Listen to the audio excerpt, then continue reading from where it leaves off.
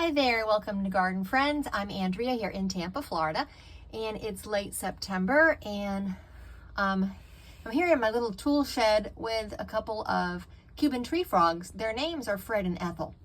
I have one there, and I have one there. I can't tell you which is Fred and which is Ethel. What I know is that they've been here for quite a while. I would say well over a year. I've emptied the shed, I've shoot them out. They always come back. This is where they live. My understanding, let me see if I can make it move.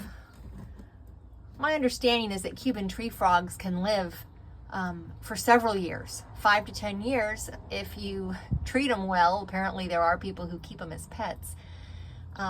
Their offspring are little brown frogs. Now, I will say, I have never seen any of the cute little green tree frogs that we normally have in Florida, or that we should have, I should add. These guys will eat them, along with the cane toads. I've got Cuban tree frogs in my gutters, around rain barrels. They hang out all over the place. They're considered very invasive in Florida. They've been here for over 100 years, so it's not like it's a new thing.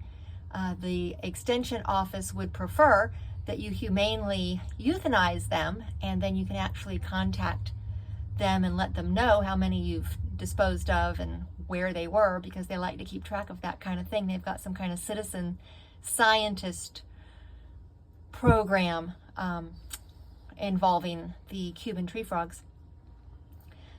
In our case, they eat bugs. Like I said, I've never seen our native little tree frog, and they're harmless. Oh, they do jump though. And there he is. They're kind of cool looking. They've got some spots. He's got a little green there on him.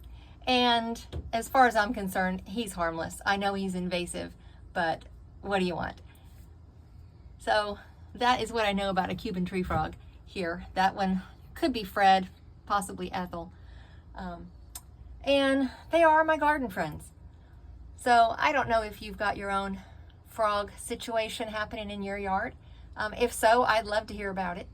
Put it down there in the comments. Hit that little like button, subscribe. It is always nice to hear from my new garden friends. And have a great day.